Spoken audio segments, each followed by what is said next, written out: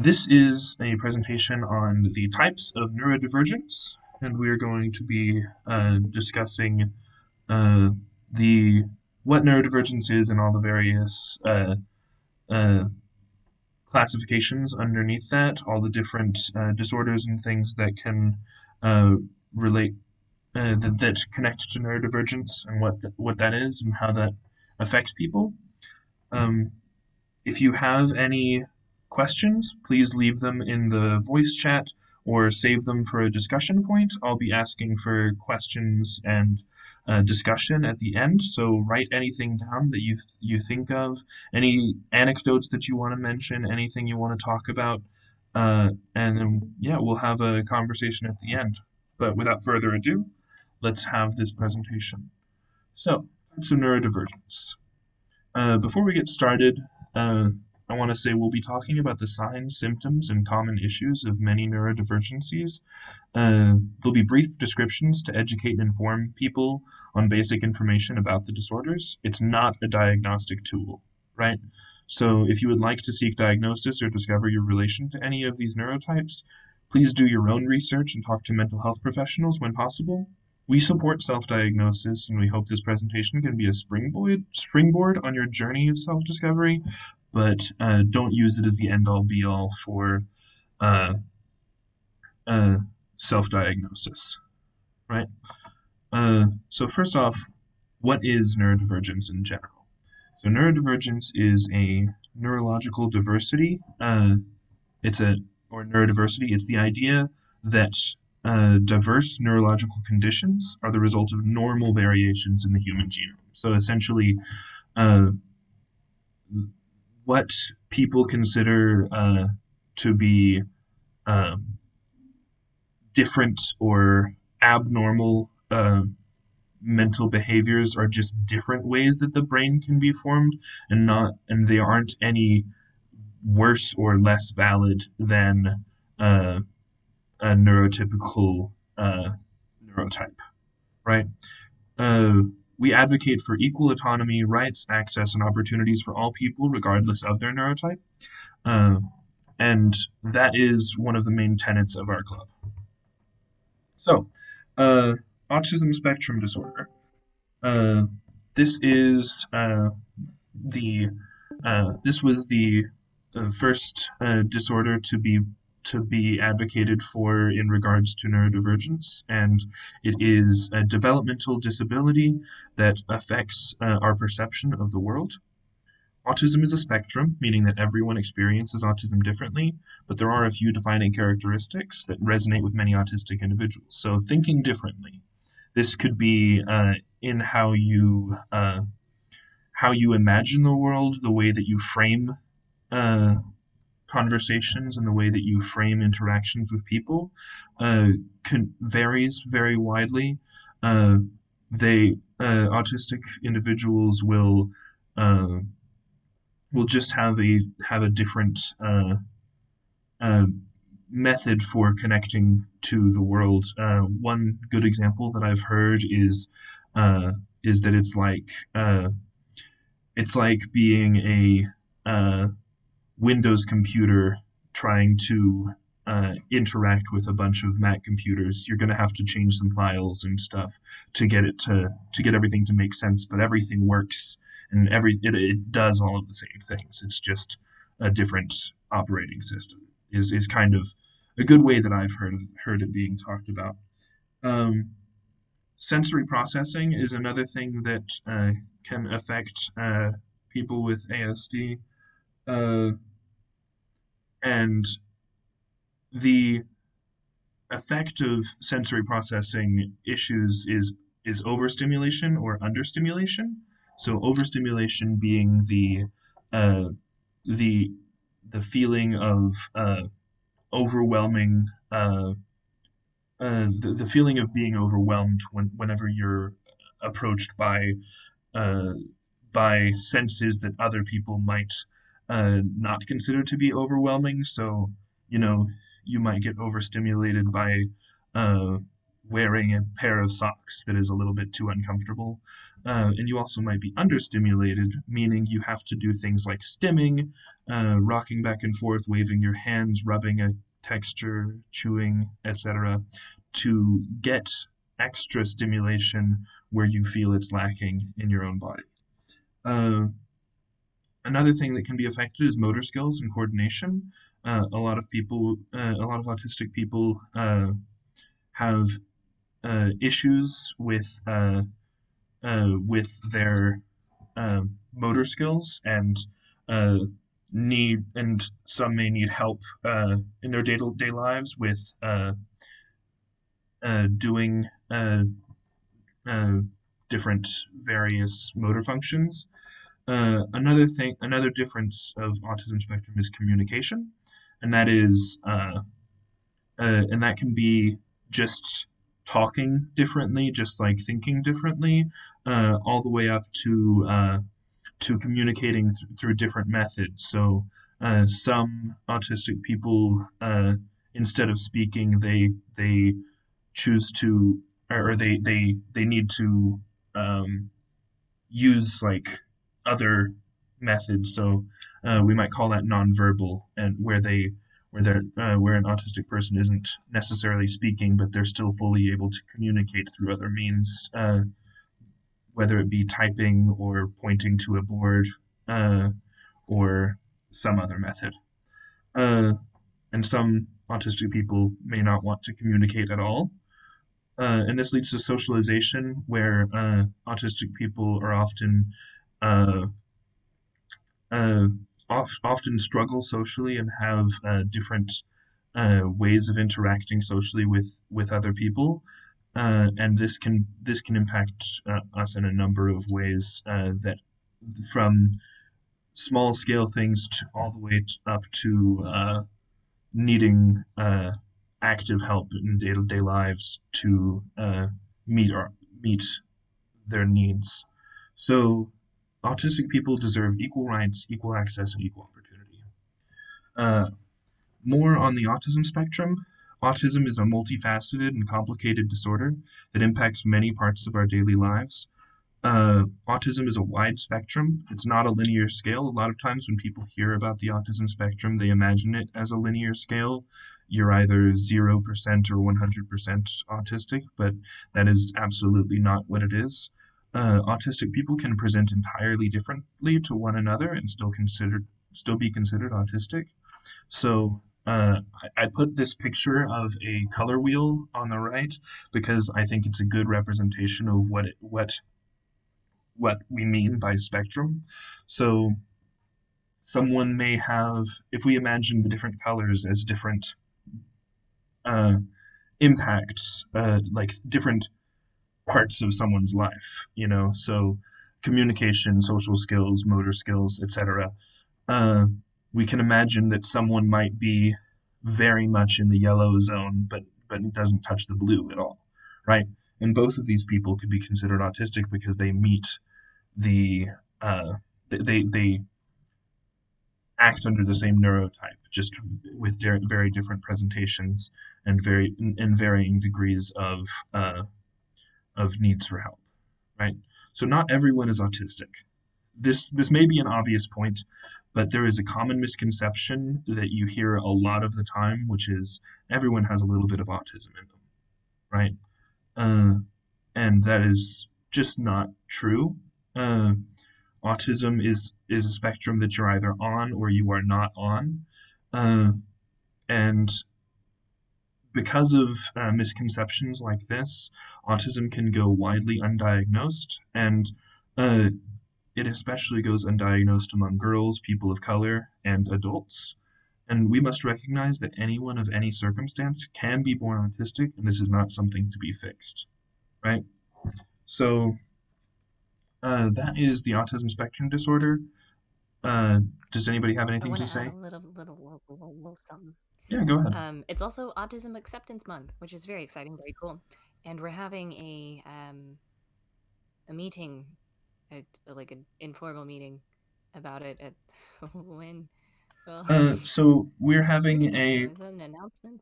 we're having an Autism Acceptance Month social event on Zoom on April 13th, so next Tuesday, where we're going to be playing some games. We're going to try and invite more people to come and try out the club and meet some people and get to know each other over Zoom. And so we're going to do a little bit of a rundown over autism and then mostly play games and have conversations, mess around, and meet people. So we'd love for y'all to join, and we want this to be a place where people can feel comfortable expressing themselves and learning more about ourselves and uh, different people in the neurodivergent community. Yeah. Yeah, when we make the official announcements, feel free to drop it to your friends, your or the classmates, whoever, because it should be a fun time. And especially, I'm going to encourage everyone, because it is Autism Acceptance Month, to go interact with autistic made media, and also go like do some learning and stuff like that on your own. Thank you. Yeah. So the next thing I want to talk about is ADHD. So Rowan might have some Yes.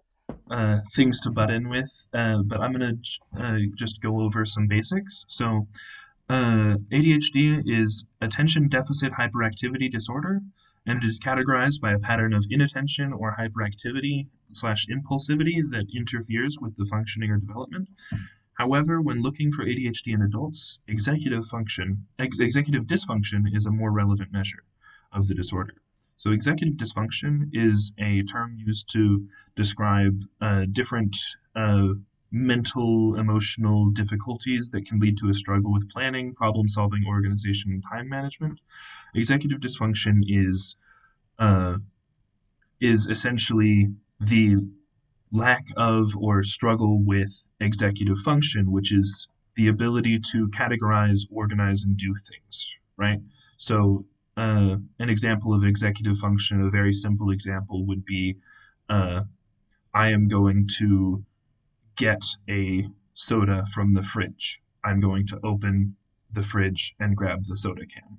And uh, there's an issue with uh, acting upon the want to do this and to do things and there's a lot to it to executive dysfunction, but the basics is you're struggling with planning, problem solving, organization, and time management. Rowan, do you want to say anything on executive dysfunction? Yeah. I mean, David covered it pretty well, but it's basically like your ability to do things, and it's very exciting because there's like a whole bunch of executive functions, and none of them work. Um, yeah, it's basically like your ability to be able to remember, like, make your appointment to the doctor, to do your homework. All these sorts of things are all related to executive dysfunction, and it's a whole bundle of joy. Yeah. So here are some symptoms and signs of ADHD. There are two categories of ADHD. There's inattentive type and hyperactive impulsive type. So I'm just going to go through these lists pretty quickly. So on the inattentive type, you may fail to give close attention to details or or make careless mistakes. You might have difficulty sustaining your attention, struggles with visually looking like you're listening, following through with instructions, difficulty with organization, avoiding or disliking tasks that require a lot of mental effort, losing things, getting distracted, forgetful in your daily life. These are some symptoms of the inattentive type. And then the hyperactive or impulsive type might fidget with your hands or feet, squirm in the chair, have difficulty remaining seated, running or climbing excessively, or extreme restlessness, difficulty engaging in activities, acts as if driven by a motor. So, uh, like the legitimate feeling of your body is being controlled by something other than you. Like a motor being moving your arms instead of yourself. Uh, excessive talking, blurting out answers before the questions have been completed, difficulty waiting or taking turns, and interrupting or intruding on other people.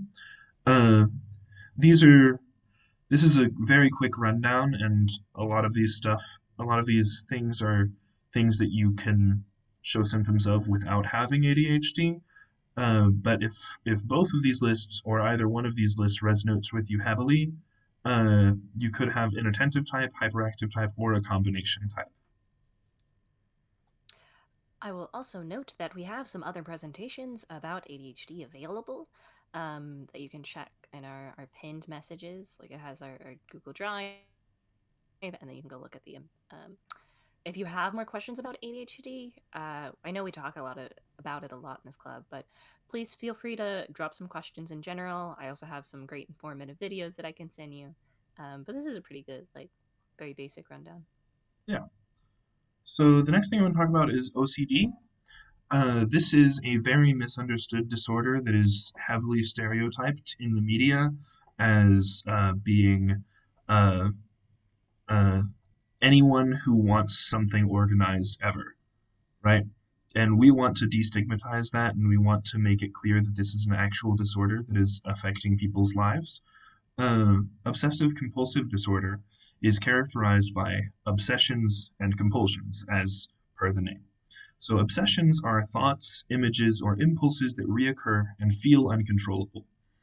They are time consuming and get in the way of important activities. Obsessions are usually intensely uncomfortable and followed by fear, disgust, doubt, or intense feelings of needing something to be right. Uh, and then you have compulsions, which are repetitive behaviors or thoughts that a person uses to handle their obsessions, right? And I'll go through some examples in a little bit. But these behaviors are characterized as a disorder when they are cyclical, impede important activities and values in a person's life, right? So if if you've ever felt super viscerally uncomfortable and really felt the obligation to do something that might seem unnecessary to someone else, uh, that is something that can happen to anyone. But it's whenever it's cyclical and it is impeding your activities of your day uh, that it becomes a disorder, right? Individuals with OCD feel driven to engage in their compulsions and often would rather not have to do these tasks, right? So someone who really likes organizing something, uh, and that is why they think they have OCD, that isn't a trait of OCD, is liking to organize. OCD would be organizing and not wanting to do it in the way that you are doing it, or feeling this urge to do it in excess of what is necessary or what the individual feels is uh, useful to their time, right? So some common obsessions are fear or aversion to contamination, fear or aversion of loss or bodily control, and fear of harming themselves or others. Uh, Obsessions over perfectionism, unwanted sexual thoughts, fear of violating their morality, religious morality, or obsession with right and wrong in general, a fear of illness or disease, or a obsession about a specific superstition, right? So each of these is kind of mapped to a specific compulsion related to it. So uh, if you have a fear of contamination, you might be compulsed to excessively wash or clean, grooming yourself, bathing or washing self repetitively or excessively, washing your hands excessively, cleaning household objects, etc. Uh, Checking yourself is a big thing with OCD. Uh, is constantly running through in your mind. Did I do this? Did I lock the door? Did I hurt someone? Am I in control? Am I in control of my own body? Can I move my arm? Things like that. Repetition and routine. Uh, OCD is often characterized by repetitive movements in multiples. So someone might want to lock their door 15 times before they leave their house. They might need to write down the same word or the same phrase uh, a certain number of times, or read something over and over again. Sometimes with OCD, people feel an obligation to read signs or read specific things over and over again. Uh, Body movements, repetitively moving your hand or your arm or some other body part in a specific motion, repetitively, usually a specific amount of times. And then you also have mental compulsions, so checklists, and need to run down a checklist in your mind constantly, uh, praying excessively, or praying every time you feel like you've done the slightest thing wrong is a common thing. Counting to safe numbers. So there's a concept in OCD which is safe numbers, which is like uh, uh, you might decide that 16 is a safe number, and so you're constantly having to count to 16 to make yourself feel safer, uh, and things like this. So those are some common obsessions and compulsions with OCD. OCD is a complex disorder, and uh, we tried to do a lot of research to make sure that we're covering these topics correctly, because some of these disorders we don't have anyone with personal experience in the officer team to create these presentations, and so we are trying to use the best sources we can. Uh, and if anybody has anything to add on OCD, we can do that after the presentation is over. Make sure to write down anything that you feel and need to talk about, and we can talk about those at the end, and we'd love to hear your feedback. The next thing we want to talk about is learning disabilities. So there are many ways learning disabilities can manifest, but the main characteristic of learning disabilities is severely low achievement, despite a generally effective instruction and intelligence in the normal range. Having a learning disability has no correlation with low intelligence, right? It's often thought that people with learning disabilities are inherently less intelligent, and that is a stigma that we are trying to uh, fight. Some of the most common learning disabilities include dyslexia, dysgraphia, dyscalculia, and oral language disorder. Uh, I'm not going to go into these in detail because we've made a large presentation that we have up on YouTube if you want to go watch it, where we discuss each of these in extreme detail, as well as how to get accommodations and reach out for help. So if you're interested in watching that video, I can share it after the presentation. But yeah, that's learning disabilities. The next thing I want to talk about is dyspraxia. So, dyspraxia is a brain-based motor disorder that affects physical coordination, which can make performing day-to-day activities challenging. Uh, and symptoms of this can include poor balance or posture, frequently getting tired from performing everyday tasks, uh, poor integration of both sides of the body, so not being able to do the same thing with your left and right side of your body, poor hand-eye coordination, difficulties with spatial awareness, inadequate sense of direction, a lack of depth perception, and difficulty planning and organizing your thoughts, and difficulty picking up nonverbal signals. So as you might be starting to see that a lot of these neurodivergencies kind of overlap in the symptoms that they have, and that is why it is good to do a lot of research about these individual neurodivergencies to see what feels the most right for you, if you have any at all. If you feel strongly related to any one of these slides, I highly recommend doing your own research.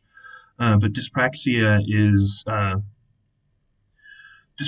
often a disorder that gets bullied because what might be a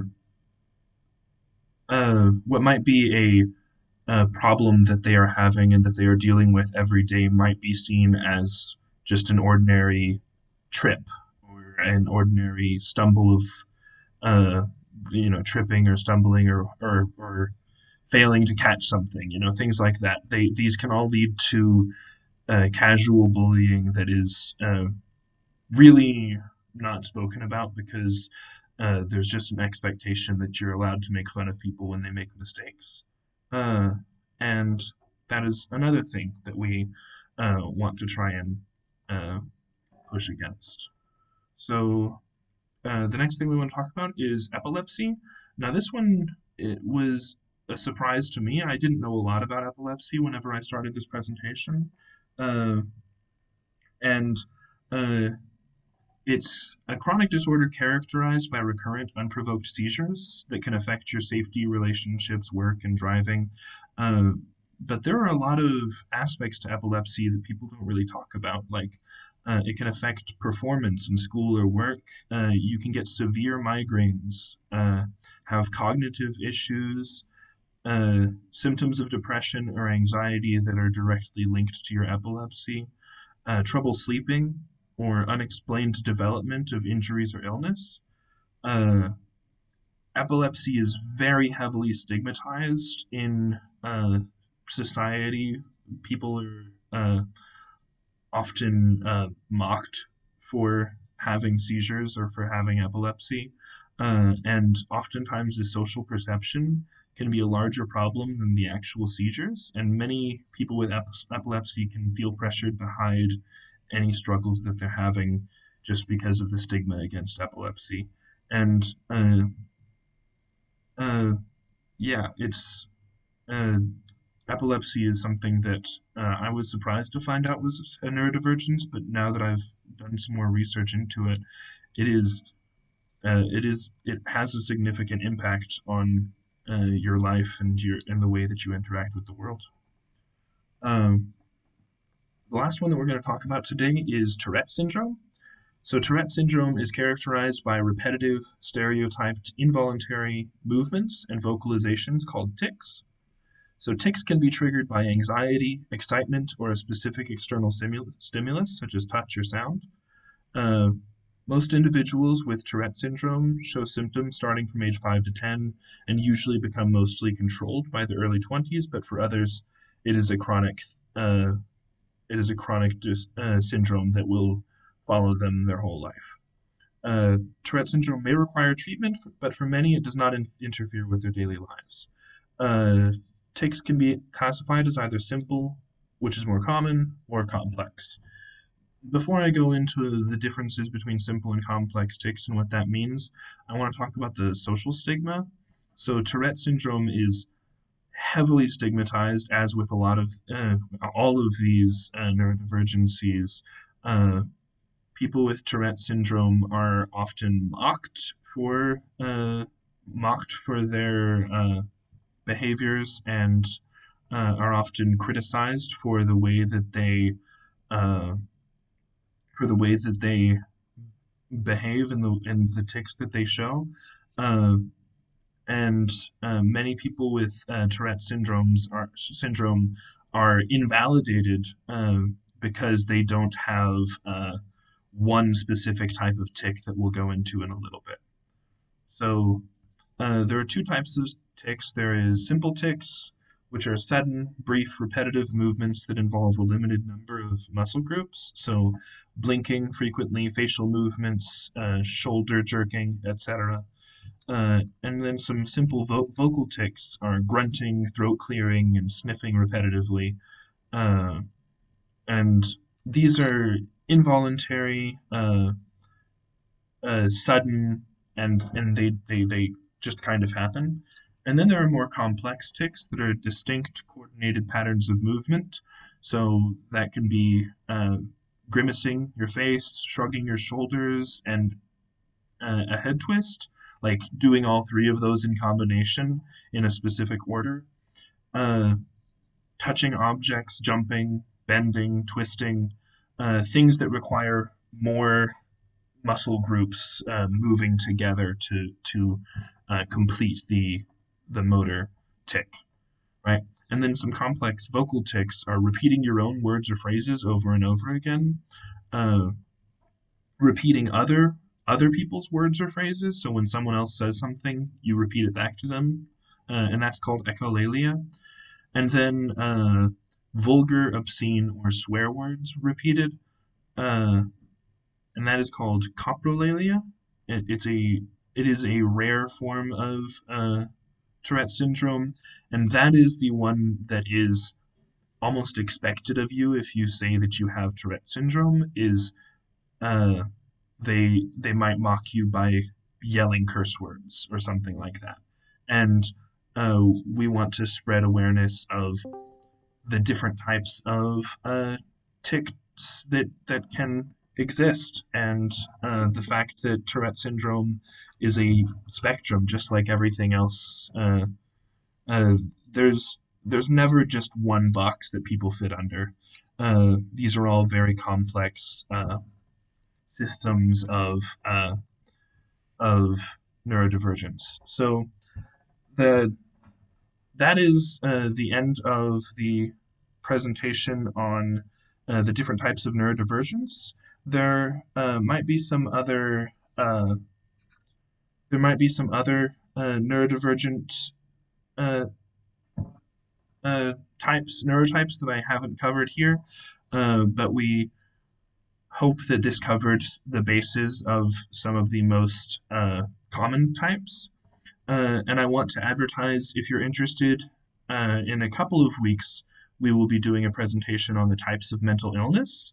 So things like anxiety, depression, and many other things will be discussed in that meeting, uh, because those are not technically neurodivergencies, and we'll talk about the difference between mental illness and neurodivergence in that meeting. But yeah, that is going to be on April 20th. So I would love to see y'all come to that, because that'll be the second half of this presentation, pretty much.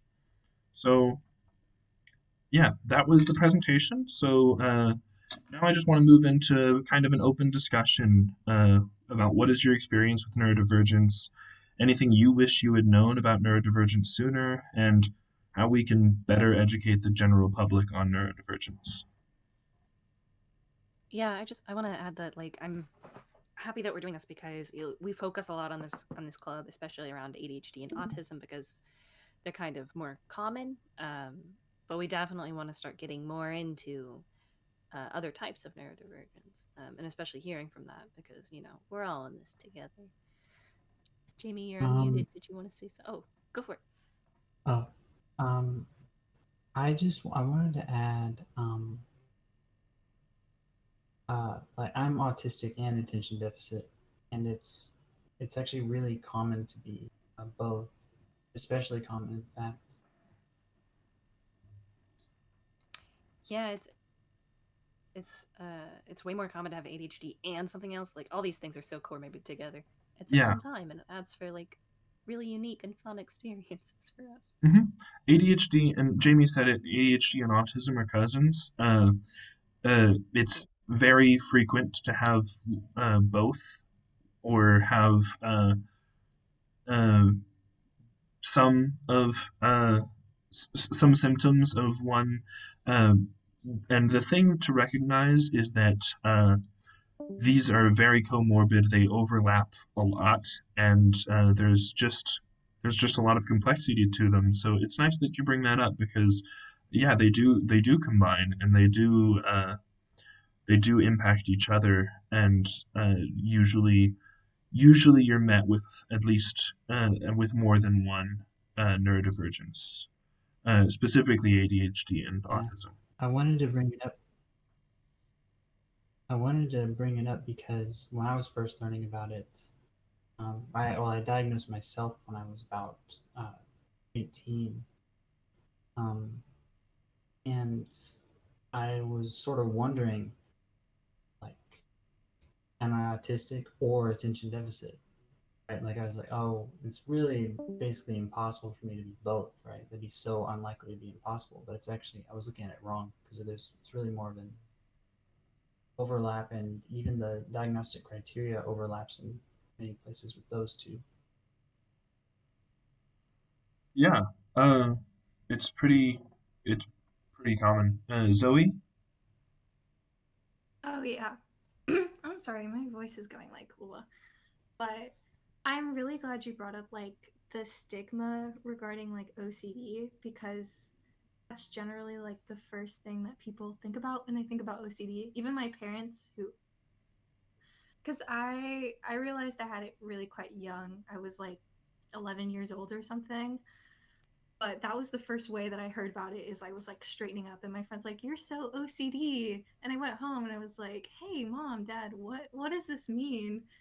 And they like kind of had to explain it to me. But like now that I'm like 19 and like we've known this for like 9 years, even my dad still will see me cleaning up and he'll be like, "Isn't it an OCD thing?" And I'm like, "No, it's an OCD thing when I check the doors for like an hour every night. When I was 15, it's not an OCD thing when I'm putting my books away." So I think that's something that we don't really address enough. So, yeah. Right. Yeah, thank you for saying that. Thank you.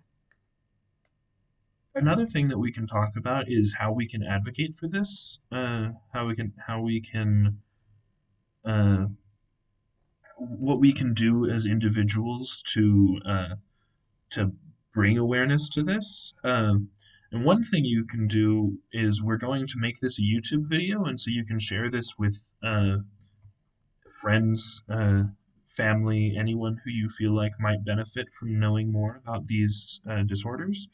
Uh, and we're also going to, and we also just want to encourage y'all to reach out to your friends and see if they are aware of what neurodivergence is, because a surprising amount of people haven't even heard the term and haven't even started a journey of understanding any of this. And so it might be good for each of us to reach out to one or two people and just see what other people think about neurodivergence and how that can impact us. What do y'all think about that? I think as was mentioned earlier, and I think it's really important, and like this is sort of like our first step to it is like education, because a lot of people don't know what things like OCD are. They don't know how they actually present. They just see how it's presented in jokes and media and that sort of thing. And so especially like making, maybe next year when we actually can see people, passing out like flyers and pamphlets and stuff on like, hey, here's what these are and here's what they actually do. Yeah, Stefano, we post YouTube videos on our YouTube channel, and you can check the announcements chat probably tomorrow. Uh, and we will hopefully have a video up for us to share. Did anybody else have any personal things about their experience with the stigma of neurodivergence and how that's impacted their lives? Because that is a big part of neurodivergence is the stigma against it. Um, I think mostly what I remember is kind of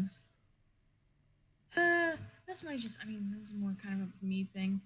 I think mostly what I remember in like high school is having these accommodations and having people who were like there to help me and kind of rejecting it because I felt like that made me look like different, like other. Um, and I lost my train of thought. I don't know. That's what I remember most is that there were these people who were trying to help me, but I felt like if if I was I don't know if I was in class and there was a teacher who was there specifically for me and paying specific attention to me, you know everybody else is looking at me right and they're thinking like why does this person need extra help? Um, I don't know, and had to learn not to be kind of ashamed of that. I guess.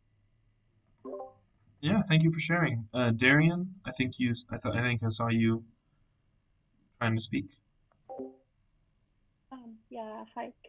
Are you able to hear me? Yeah. Okay. um, I would just say like a lot of my experience as far as like when I was younger, I in like elementary school and like middle school, like I was diagnosed with like ADD, ADHD, and then going into high school, like I was taken off like the medication, and I kind of struggled throughout high school, but my mom and my family kind of was just like, well, you're not. I think they just misdiagnosed you. So of course I'm thinking like, well, why is everything so hard? And then getting into like, I guess I'm not gonna say the real world, but like after high school and stuff, and like not going to college because I didn't think I could do it.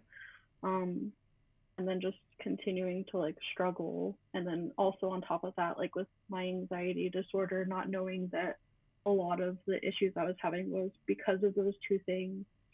And then recently, I was able to go to the doctor, and as an adult, I feel like it's even harder to try and get that diagnosis again, because it's like, well, what do you mean? Like, haven't you, if you've been struggling, why did you wait this long to say anything about it? And it's kind of like, well, because I've been told that I'm not by my family, and thinking that, oh, I'm just having a hard time because I'm not applying myself and I'm not, focusing. And it's really just because like my brain literally is not letting me. I'm not laughing because I think it's funny. I'm just laughing because it's like pain. But and then I fought with my doctor for like 6 months, 7 months, and then just recently got re-diagnosed. So I would just say that it's hard, especially when you have people telling you that, oh no, you're fine, you're just being lazy about it, and then finding out really that no, you have a problem, and you need to, well, not a problem, but you have, Yeah, like something bigger than what they can understand. yeah. And go ahead, Ron. Oh, I was just gonna say, I think that's a sentiment that a lot of us here can like sort of sympathize with. Especially, it's always really rough to have like your own family sort of like, you've seen me do this, you know. Obviously it's not because I'm not trying. It's a very frustrating time that like even people in our own family don't really understand what's different about us, and they're not really ready to accept or learn about it, and that's an extremely frustrating time. Yeah, and Darian, I want to commend you for sharing that, because I know that that can be hard. Uh, One thing that I will say is uh, that is a big reason why I wanted to pull this club together, why the officer team wanted to pull this club together, is because there are so many of us that have this internalized, I guess internalized ableism is a good way to put it, of we feel lesser about ourselves because that is what society sees of us, and we want to advocate for a world where that doesn't have to be the case, where we can all feel accepted and understood and together. The first step of advocacy is advocating for ourselves and our own brains. Yeah, uh, it is so easy to get into a trap of I'm a bad person because I have these issues, and uh, I think one good way to put it is the disorder causes you problems, but the disorder isn't the problem. It is the interaction of that disorder with society and uh, with expectations on you. And uh, that's not to say that people can't, you know, have a disorder and want to not have that disorder, but we want to advocate that it is perfectly okay to be a person with a neurodivergence, and it's not something to be fixed. Uh, but your struggles within having these neurodivergencies, these identities, are perfectly valid, and us advocating for the normalcy of neurodivergence doesn't invalidate the struggles that you have because of it, if that makes sense. Well, if nobody has anything, I think I can go ahead and call that a meeting.